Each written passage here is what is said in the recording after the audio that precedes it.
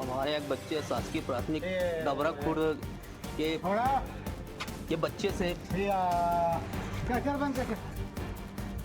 इस type से काम करवा रहे हैं हमारे प्रधान पाठक पीतम्बर कुर्रे जी। बच्चों को पढ़ा के छोड़ के इन लोगों से काम करवा रहे हैं।